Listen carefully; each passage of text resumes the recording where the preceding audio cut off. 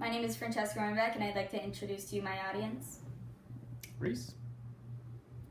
I'm Maggie. I'm Emma. I'm Jessie.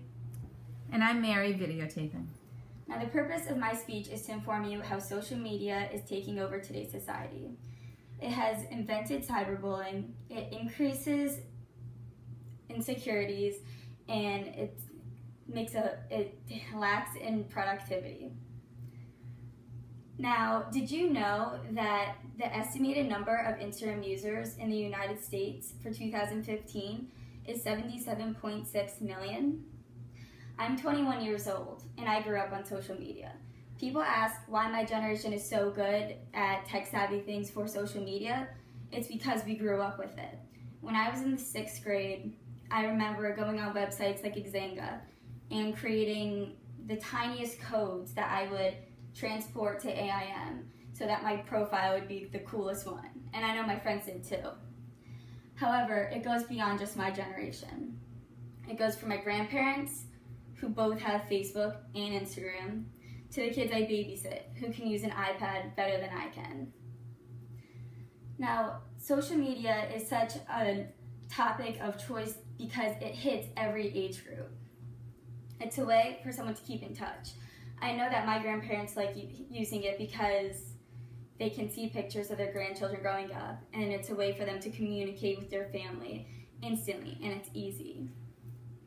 It's also a way for people to broadcast what they're doing, what they're wearing, who they're with, and anything like that. It's a little show-offy in that way. People also use social media to keep up with the trend. Now, I'd be a hypocrite if I said that I didn't like social media, because I do.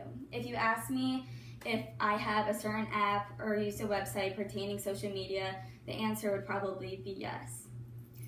I'm not here to tell you that social media is bad. I'm here to touch base with you the things that social media has taken society for and how society has gone on with the involvement of social media. For instance, cyberbullying. Without social media, cyberbullying wasn't a huge deal. But people today say that cyberbullying is one of the worst kinds of bullying.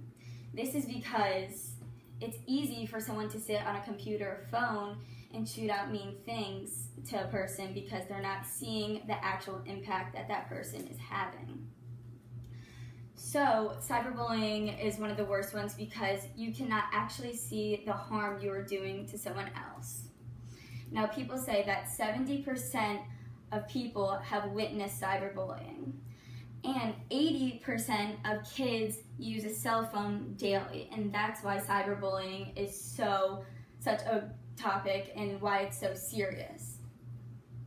Now, parents are getting their children's cell phones at a younger age, which I can understand, for protection.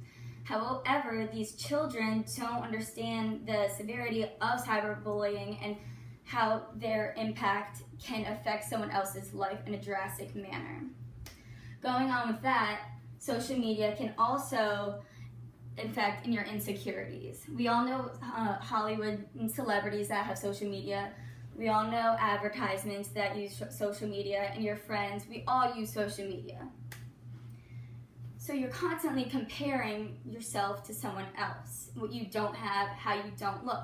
There's actually apps today that make you look taller, that make you look thinner, that enhance your actual appearance to however you want. I've tried them, they exist. So a person using these apps is thinking, am I good enough now? Am I pretty enough now? How is the outside world gonna view me now? Which really increases insecurities drastically, and this pertains mostly to young women, but also I know a lot of men that use these. It's all about the edits and the apps and how you're appearing to the outside world. You always want to appear better or more fun or more popular. Another thing that social media has in my life, mostly that I feel this is strongly for my age group, is the lack of productivity. I'm a college student, I'm in class, I get bored. What am I going to do? I'm going to pull out my phone or go on my laptop to check the news feed on my social media. And I'm not the only one. I've seen kids that are sitting in class and the entire time that they're in class, they're on their social media. It's just not productive for anyone. It's a waste of their time, it's a waste of money. It doesn't make sense. And it's only because we're distracted, we're bored, and it's easy, it's convenient.